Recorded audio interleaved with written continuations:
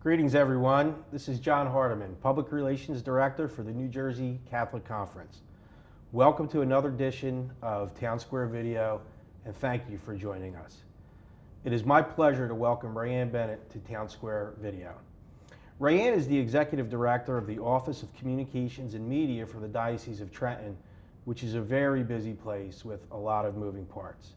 And that's a lot for a communications director to manage, but few, if any, do it as well as Rayanne.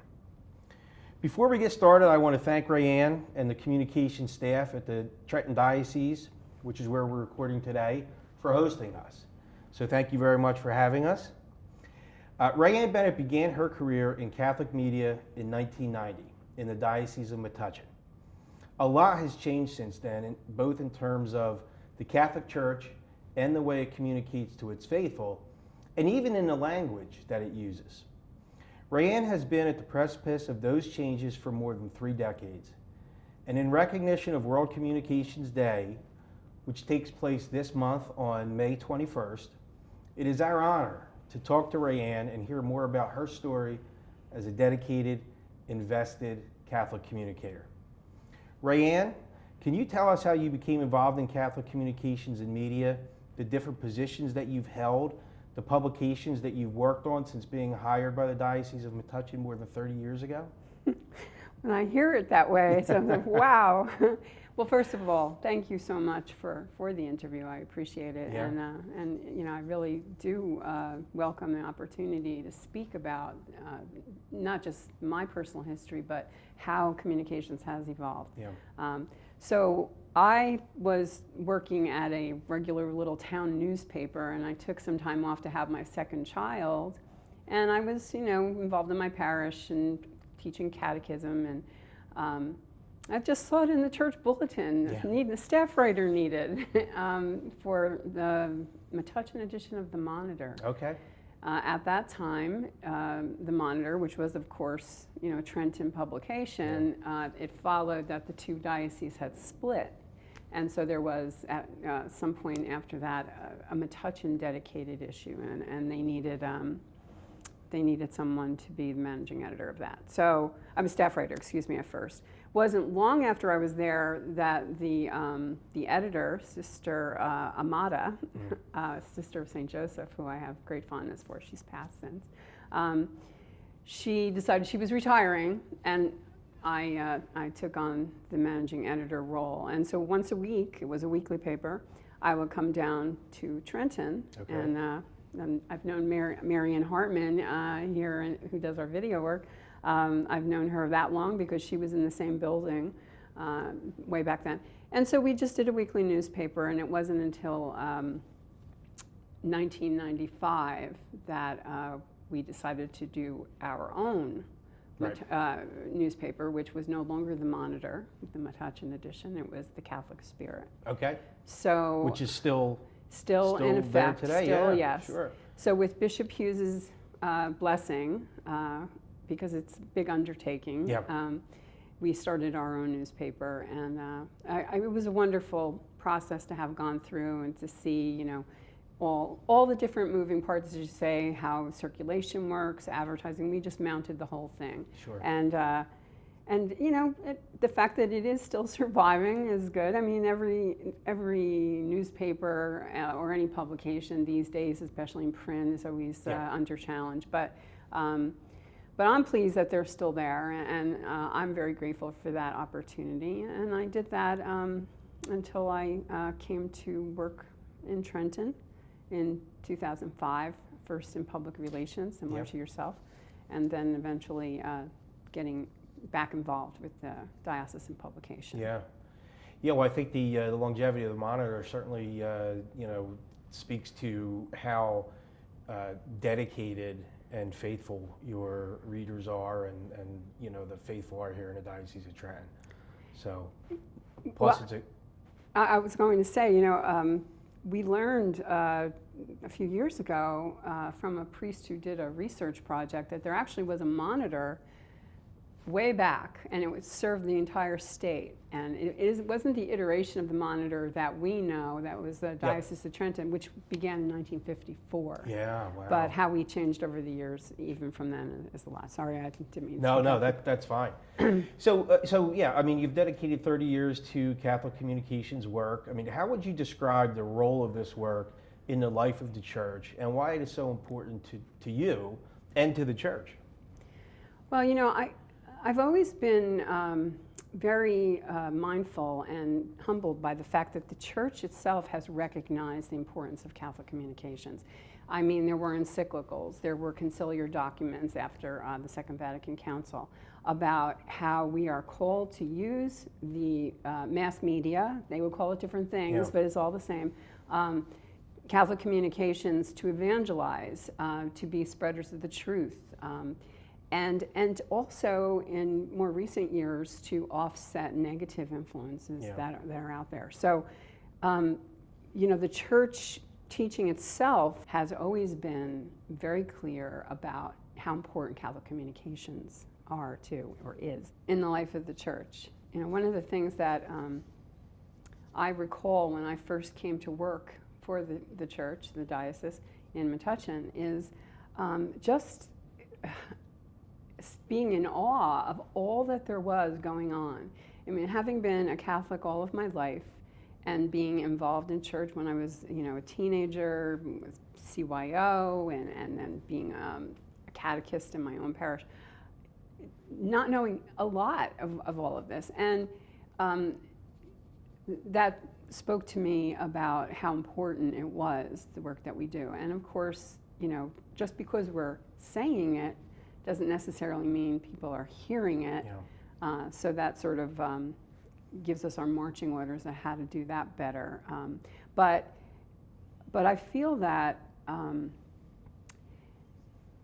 people get snippets of information in the secular media, whether it be television or Facebook or, you know, or any other, whether it be movies. They get a certain understanding of church that's very polarized. Oftentimes it's the worst stories, and they're not getting the best stories. The church loves all people. God loves all people. We're to love all people.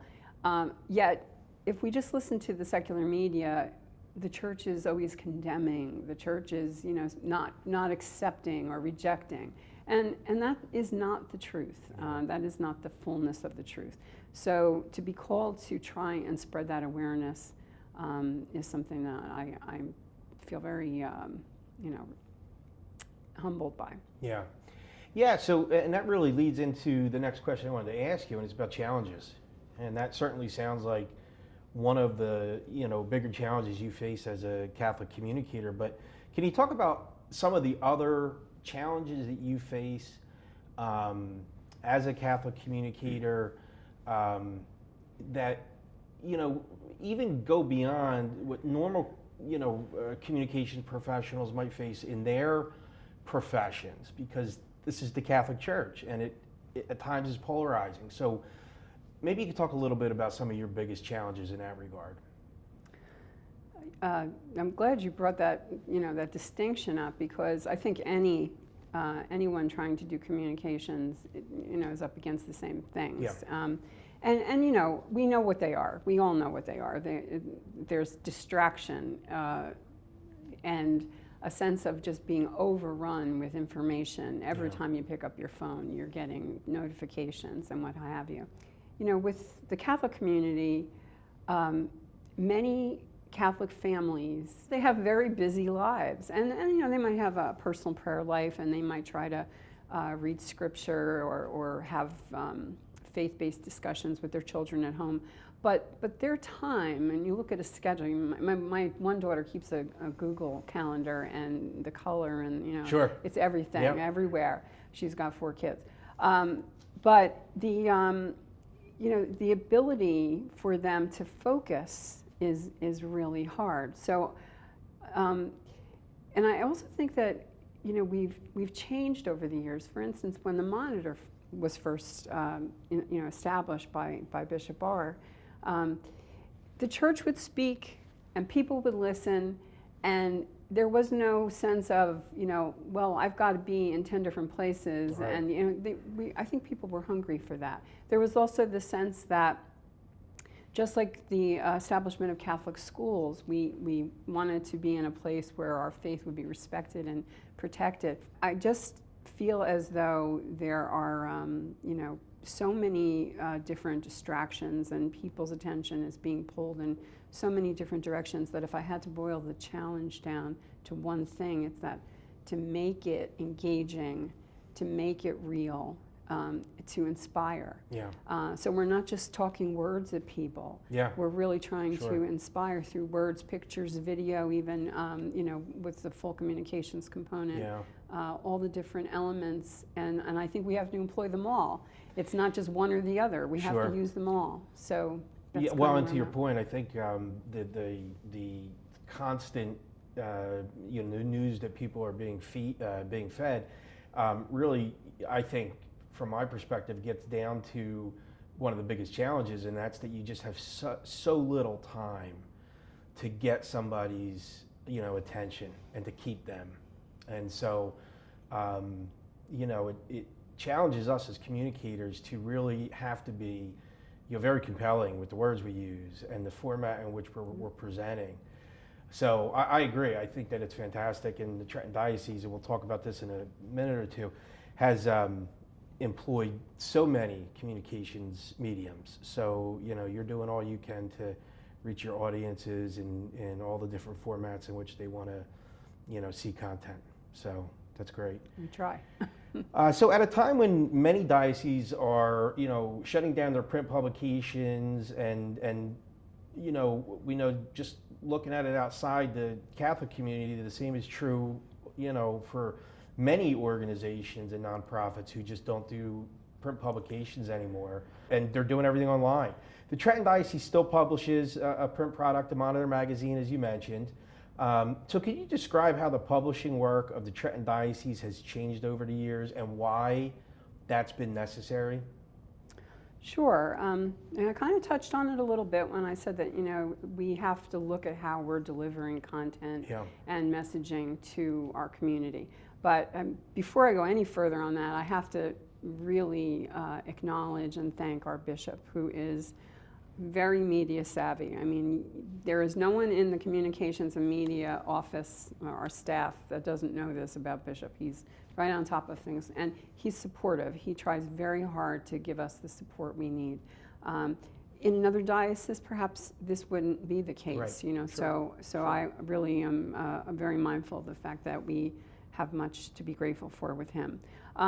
But as I said, since the Monitor was begun by Bishop R. in 1954, and it was a black and white weekly, it's come over the years, whether it be cost factors that needed to be addressed, or just the glaring awareness that people are not going to read just pages and pages of gray type, you know. Sure. So we learned over the years, and certainly before me, it was already evolving, that maybe we don't need this every week.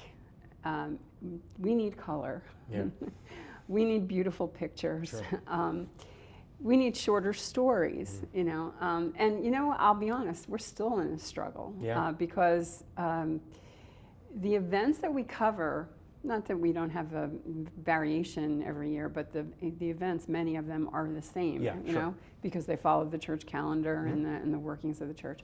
So, there's always been this compulsory way of reporting on that, and we're just really challenging ourselves to find different ways of doing things, so that it is meaningful to the people who have that split second Yeah, sure. to look at it, Yeah. whether it be that they're looking at it online. With the magazine, we went to the magazine in 2019, which was an acknowledgement of the fact that people are not getting their news in the same way, and that newspapers, nobody liked the way newspapers felt, Yeah. and it was a whole process. But by doing a magazine, we felt that we could deliver something more beautiful, Yeah. something more inspiring, and it really has, people made the change with us very well, Yeah, sure. sure. And we've had a lot of really good feedback. Do we want more? Do we want more readers? Of course. Sure. And there are some among the priests, pastors and others that might say, well, let's just put it online. I like looking at the digital version, so everyone has their preferences. Yeah. And, just making people aware that it exists is still a challenge. Yeah, Not everyone understood. even knows that. So we're working on that. But, Yeah. but I think every form of media, whether it be video, whether it be social media, and certainly news media online and in print, it has to evolve. It has to, Sure. because people and everything's changing so quickly. You Yeah. know yourself being in this business. Yeah, well, absolutely. And years ago, Facebook was the giant when it came to social media. Even that's changing. So it moves quickly in this space. So in regard to the monitor operation, I mean, how many people do you have working on that? And I recall from my days in the corporate world, I worked for a large company. We had the benefit of being able to produce our own collateral, our own materials, newsletters, things like that. I guess that's probably not the case here. So does that mean you're working with outside vendors to put that together, or do you do your own publication here? We do our own. Okay. We do subscribe to OSV News, which is a new establishment taking over for Catholic News Service, which closed down last year. Right. And that's an Our Sunday Visitor product, and they propped that up quickly to pick up on the need that was going to be out there. So we have that as our source for national news, Yeah. Things from the Vatican. Actually, Catholic News Service still has a Vatican bureau, but you get the idea. We get that. But all of the local content, the local coverage, and also the publication of the source material that we get elsewhere is all done in-house, and we have very small staff. We have one editorial full-time person. Okay. We have a designer who's also full-time, Okay. and everyone else, myself included, and a few others, are separated or divided, I should say, among the different departments of communications. So, insofar as the monitor goes, there are 2 full-time people Okay. working on that. But the way we do what we do is we have wonderful freelance partners Right. who support us. They're people who have sometimes worked with us before and have left staff, or we've just come to know. Some of them I've known the whole 30 years and worked with them Right. and been blessed to have that relationship. So really what we do is a result of the partnership with our staff and our freelancers. So do you have relationships with all the parishes within a diocese as well, who are sending you information on things that might be happening in their parish that might be something you want to include in the monitor? Is there that relationship back and forth? There is some of that, but I will say that it's decreased over the past few years with the advent of social media. Right. Because just like everyone else, parish staff have only so many hours, or their volunteers only so much time to do what they do. And in their opinion, if they get it out to social media, they've checked that box. Yeah. And some of them still send to us, but what we then often get is we're telling stories about the same parishes. Sure. So it's a bit of work really reaching out to them, Yeah, and sure. very often it's at our invitation to respond to something that we've heard about or whatever, and also keeping our ear to the ground to look for the news story, the different kind of story, Sure. something that would be of great interest to everyone. So we do have a relationship with the parishes, but it migrates and it changes, and even is subject to their staffing and their own resources. But they know that we're here for them. At least I hope they know that we're Yeah. here for them, and the schools as well. Sure. We really do consider serving them and their needs as one of our top priorities. Yeah.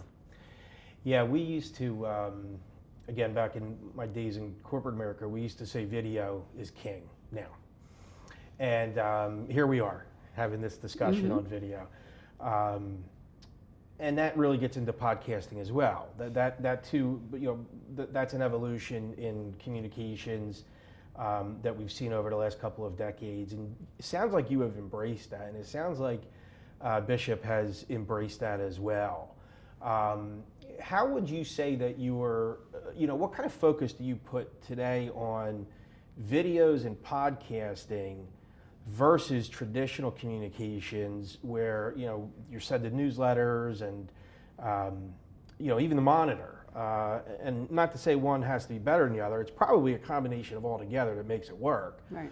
But it sounds like Trenton Diocese really has embraced podcasting and videos. Is that something you can talk about?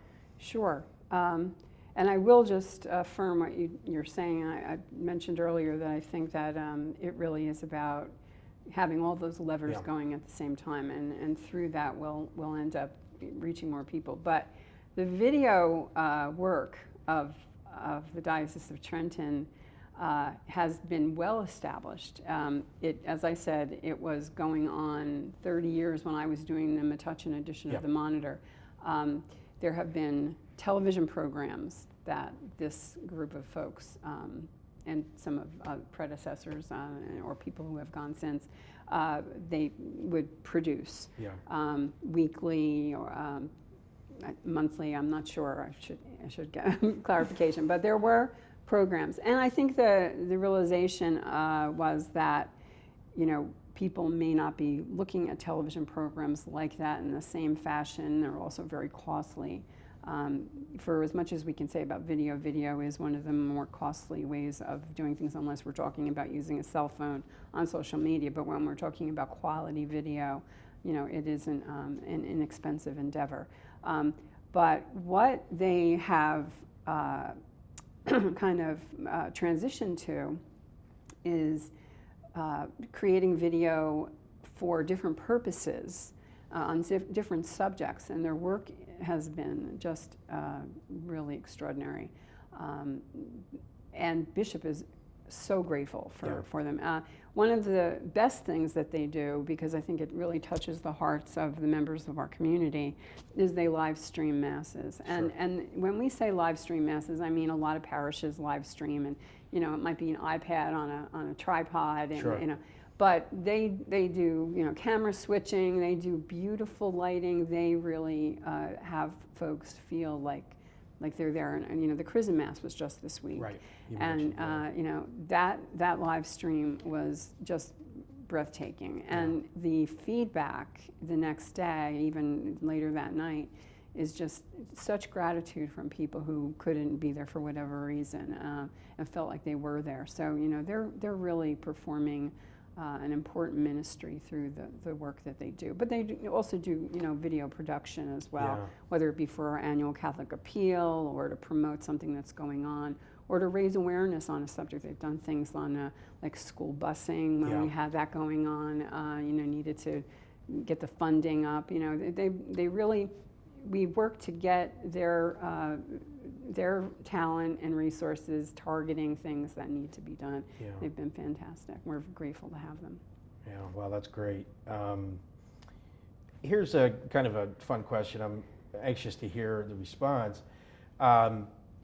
Social media. I mean, we can't talk about communications without talking about social media today.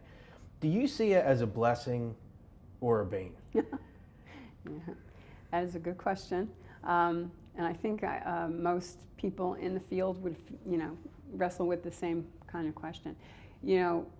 Social media, I think for everywhere, no matter what platform, it has good and bad. We've seen it bring great blessings and benefits, but of course there's all the ugliness and the swampiness and all the stuff that we would abhor. Now you would think that you wouldn't have that when people are responding or engaging with a social media platform run by the church, whether it be the diocese or a parish or a school. but the ugliness comes out even there. So I mean, taken as a whole, social media is a blessing. It allows us to reach an audience that the other means may not be getting Right. to. In fact, the live stream that we spoke of at the Chrism Mass, that was also live streamed on Facebook. So, we do have that. Now, we have someone who's dedicated to social media. We have a social media manager, Sure. and she considers that her community, and she Right. works to be very responsive to them, and she keeps an eye on it 24/7. Well, we do that as well at the New Jersey Catholic Conference. You have to be on top of it. Yeah. If people are going to if you're posting something and inviting people to respond back to you, you have to be prepared to respond back to them. Yeah. To acknowledge their comments, because you're asking them Right. to engage. Right. She is responsive, and I also, we're pretty strict too. And some might not think we should be as strict as we are, but we're pretty strict in what we allow to remain if it's an off-color comment. Yeah. The way I look at it, it is for the advancement of the kingdom. It is Yeah. for spreading the gospel and church teaching. It is not for taking pot shots at individuals. Right. It's not for brandishing political views. So we're pretty strict. We have an acceptable use policy, and we have it going a lot. And people, may not like it, but I just think it's important that we identify our social media sites as being in service of God and Sure. our mission. Absolutely. And the speed at which communications moves these days, you could spend decades building up your brand, and something can go bad on social media, and you can do a lot of damage to that in a short period of time. So my compliments for your diligence and the oversight that you give your social media platforms. Rayanne, before we wrap up, and this has been great, there is one question I'd like to ask you.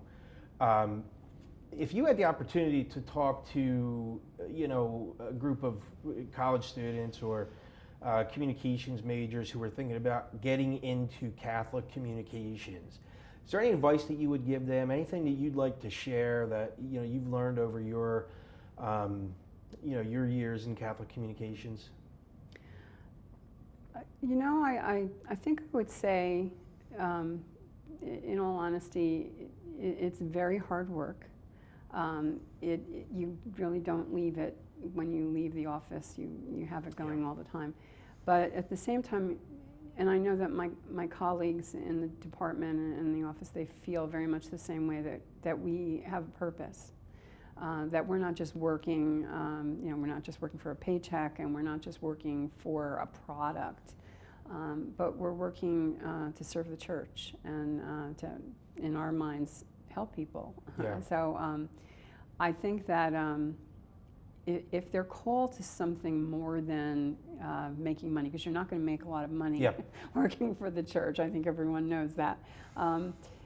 If you're called to a life of purpose, it is an option. Yeah.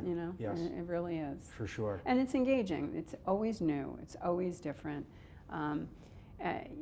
One of the things that they've always said, with newspapers, people who are in newspapers, they have ink in their bloodstream, and Yeah. but it is almost an addictive thing, because as soon as you finish putting a publication to bed, you get started on the next one. Right. So, Sure. so for all those reasons, there's always something to be addressed to get your attention, and I think it's a calling that's worth the best people there. Well, that's a great way to end today's video. Rayanne Bennett, Executive Director of the Office of Communications at the Diocese of Trenton. It has been an absolute pleasure to speak with you today, and thank you again for having us. And to our viewers, thank you for joining us. We look forward to our next video, and remember to visit njcatholic.org, Town Square Video, to view all the videos we've done leading up to this one. Thank you very much.